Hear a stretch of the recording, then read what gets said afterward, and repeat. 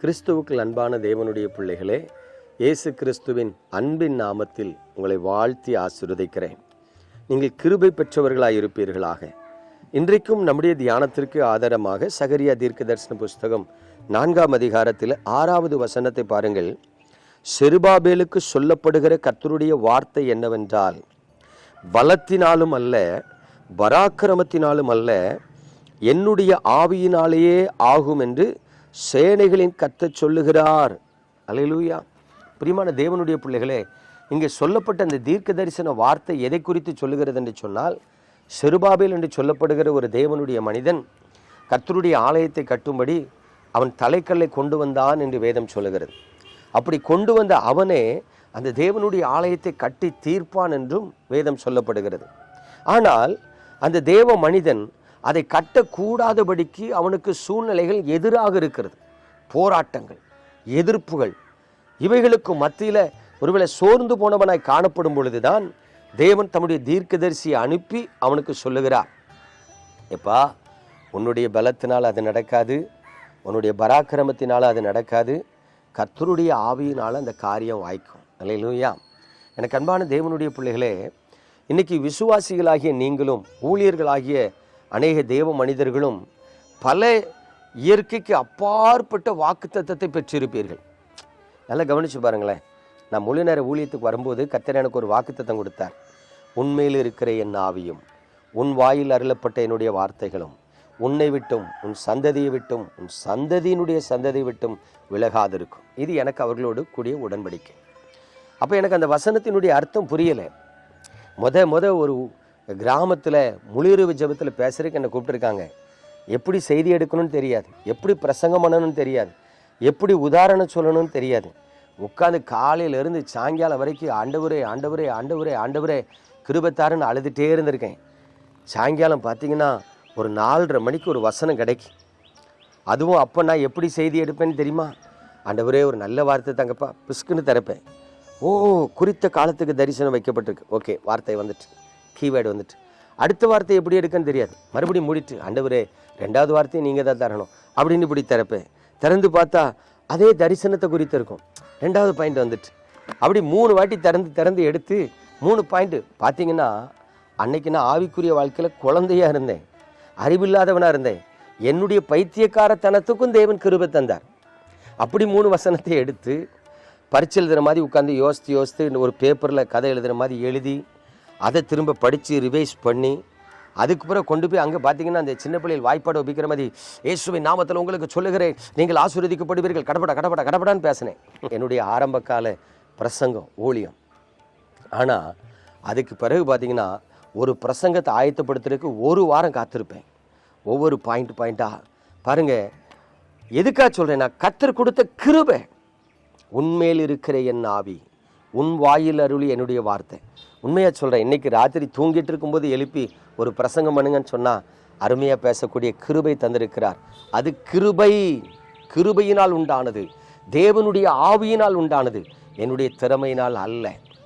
எதற்காக இதை சொல்லுகிறேன்? இன்றைக்கி உங்களுக்கு கர்த்தர் ஏதாவது வார்த்தை கொடுத்து நம்ப பண்ணியிருக்கிறாரா?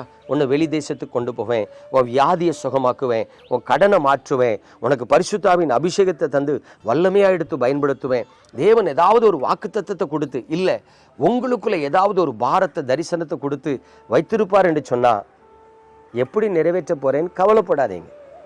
எனக்கு ஒரு நண்பர் உண்டு, ராதாபுரம் தாலுகாவில் கர்த்தருடைய ஊழியத்தை செய்துட்ருக்கார், ஒரு சின்ன கிராமத்தில். அவர் அடிக்கடி சொல்லுவார், உங்களுக்கு என்னையா, நீங்கள் பட்டணத்துலேருந்து ஊழியம் செய்கிறீங்க, அதனால் உங்களுக்கு ஊழியத்துக்கு நிறைய சப்போர்ட் கிடைக்கும். நான் ஒரு கிராமத்துலேருந்து ஊழியம் செய்கிறேன், எனக்கு சப்போர்ட்டுக்கு ஆளே இல்லைம்பார். நான் சொல்லுவேன் அவர்கிட்ட, ஒரு ஊழியத்துக்கோ ஒரு மனிதனுக்கோ சப்போர்ட்டு முதல்ல கர்த்தர் தான். கர்த்தர் சப்போர்ட் பண்ணலைன்னா எந்த மனிதனும் சப்போர்ட் பண்ண மாட்டான். இப்படி பேசுகிறத விடுங்கம்பே. பாருங்க, அவர் 15 வருஷமாக அப்படியே பேசினார். இன்றைக்கி அதனால் அவருடைய ஊழியத்தில் ஒரு வளர்ச்சியே இல்லை. ஏன் ஊழியத்தில் வளர்ச்சி இல்லை? அவருக்கு கொடுக்கப்பட்ட ஊழியம் சுவிசேஷ ஊழியம். இன்றைக்கி அந்த சுவிசேஷ ஊழியத்தை விட்டுட்டு ஒரு சின்ன கிராமத்தில் போய் சபை கட்டி 10 பேரை வச்சு கூட்டம் நடத்த ஆரம்பிச்சிட்டார். ஏன்னு கேட்டால், அவர் தேவனுடைய ஆவியை சார்ந்து ஊழியம் செய்ய பழகலை. மாம்ச கண்களில் பார்க்கார். ஒரு நாள் அவரிடத்துல பேசிக்கிட்டு இருக்கேன், என்னையா சபை கட்டிட்டீங்கன்னு. ஆமாம், இப்போ யார் நம்மளை சுவிசேஷ ஊழியத்துக்கு கூப்பிடுறா? சுவிசேஷகர்கள்னால் யாருக்குமே பிடிக்க மாட்டேங்கி. அப்போ பார்த்தேன், பாஸ்டராக இருந்தால் தான் நம்மளும் நாளைக்கு பிழைக்க முடியும்னு சொல்லி சபையை கட்டிட்டேனார். இப்போ யோசித்து பாருங்கள், அவர் கர்த்தருக்கு ஊழியம் செய்கிறாரா, அவர் பிழைக்கிறதுக்கு ஊழியம் செய்கிறாரா? எதுக்காக இந்த காரியத்தை சொல்றேன்னா, எந்த மனிதன் தேவனை சார்ந்து கொள்ளாமல் தன் சுய புத்தியை சார்ந்து கொள்கிறானோ அவன் காரியம் வாய்க்காது. அதனால தேவனுடைய பிள்ளைகளே, சூழ்நிலைகள் எப்படியும் இருக்கட்டும், கர்த்தருடைய வசனம் மிக தெளிவாக சொல்லுது, உனக்கு தண்ணி தான் வேணும், நீ காற்றையும் பார்க்க மாட்டாய், மழையையும் பார்க்க மாட்டாய், ஆனால் உனக்கு பள்ளத்தாக்குகள் தண்ணீரால் நிரம்பி இருக்கும். அப்படிதானே? இன்னைக்கு நிறைய விசுவாசிகளை பார்க்குறேன், ஐயா வேலைக்கு ஜோம் பண்ணுங்க, வேலைக்கு ஜோம் பண்ணுங்க, வேலை வேணும், வேலை கிடைக்கலம்பாங்க. நான் நிறைய பேர்ட்ட சொல்லுவேன், உங்களுக்கு வேலை வேணுமா, பணம் வேணுமா? எதுக்கு வேலைக்கு போகிறோம்? பணம் சம்பாதிக்கிறேன். நீங்கள் ஆண்டவர்கிட்ட கேளுங்க, ஆண்டவரே 10 வருஷம் காத்திருந்தேன், எனக்கு வேலை கிடைக்கல. சரி, வேலை கிடைக்கலனாலும் பரவாயில்ல, என் குடும்பத்தை நடத்துறதுக்கு எனக்கு பணம் தாங்க. கேளுங்க, தேவன் அதற்கு ஏதாவது ஒரு வாசலை வச்சிருப்பார். நான் ஒரு நிறைய விசுவாசிகள்கிட்ட அப்படி சொன்னேன், ஆண்டவர் எனக்கு பணம் தாங்க, குடும்பத்தை நடத்த பணம் தாங்கன்னு கேளுங்கன்னு. 2 விசுவாசிகள் மட்டும் சரியாக ஜெபம் பண்ணாங்க. ஆண்டவர் இன்னைக்கு என் தேவையை சந்தியும். நீங்கள் சொன்னீங்களே, காக்கைகளை பாருன்னு சொன்னீங்க, காட்டு புஷ்பத்தை பாருன்னு சொன்னீங்க. காக்காலாம் வேலைக்கு போதா? காட்டு புஷ்பம்லாம் அது நடமாடி தனக்கு தண்ணியை தேடி கண்டுபிடிக்கா? இல்லை, அவைகளை போஷிக்கிற கர்த்தர் என்ன போஷிப்பீராக. எனக்கு வேலை இல்லைன்னாலும் பரவாயில்ல, எனக்கு ஏதாவது ஒரு செலவுக்கு பணம், வருமானத்தை தாங்கன்னு கேட்டு ஜெபம் பண்ணி அவங்கள அற்புதமாக ஆண்டவர் நடத்துகிறார். அவங்க சொன்னாங்க, அண்ணே உண்மையிலனே வேலை இல்லை, ஆனால் தேவன் அற்புதமாக தேவைகளை சந்திக்கிறார். எப்படி? அதற்காக அவர் செய்கிற காரியங்களை நம்ம விளங்கிக்கிட முடியாது.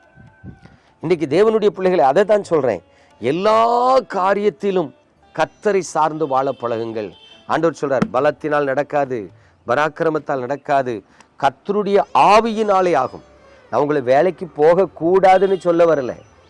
ஐயா 10 வருஷம் காத்திருக்கிறேன், வேலை கிடைக்கல அப்படிங்கிறவங்களுக்கு நீங்கள் எனக்கு வேலை தரனாலும் பரவாயில்ல, என் தேவை சந்திங்கன்னு கேளுங்க.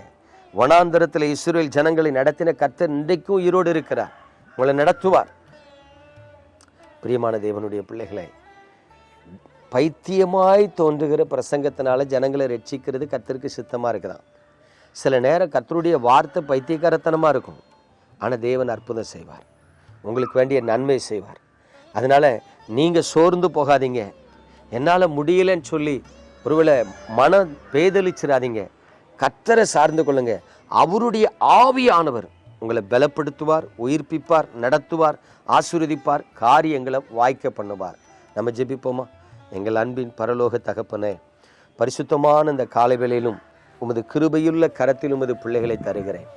ஆண்டவரே, நீர் உமது பிள்ளைகளை ஆசீர்வதிக்க வேண்டுமாய் ஜெபிக்கிறேன். எத்தனை பேர் பலவீனத்தில் இருக்கிறார்கள் தெரியாது, எத்தனை பேர் கடன் பாரத்தில் இருக்கிறார்கள் தெரியாது, எத்தனை பேர் அழுது கொண்டிருக்கிறார்கள் தெரியாது, எத்தனை பேருடைய வாழ்க்கையில் சமாதானம் இல்லை என்பது தெரியாது. ஆண்டவரே, உம்முடைய ஆவியானவர் அவர்களை உயிர்ப்பிக்க, உம்முடைய ஆவியானவர் அவர்களை நடத்த, உம்முடைய ஆவியானவர்கள் அவர்களுடைய கண்ணீரை துடைக்க, உம்முடைய ஆவியானவர் தமது பலத்தினால் அவர்களை இடைகட்ட இயேசு கிறிஸ்துவின் நாமத்தில் நான் ஜெபிக்கிறேன். உம்மை நம்புகிற பிள்ளைகளை கைவிடாத கிருபை அவர்களை தாங்கி நடத்தட்டும் ஐயா. சோர்ந்து போகிறவனுக்கு பலனையும் சத்துவமில்லாதவனுக்கு சத்துவத்தையும் கொடுக்கிற உமது கிருபை அவர்களை ஆண்டவரை விடுவிக்கட்டும், தப்புவிக்கட்டும், ஆசீர்வதிக்கட்டும். இயேசு கிறிஸ்துவின் அன்பின் நாமத்தில் ஜெபிக்கிறேன் நல்ல பிதாவே, ஆமென்.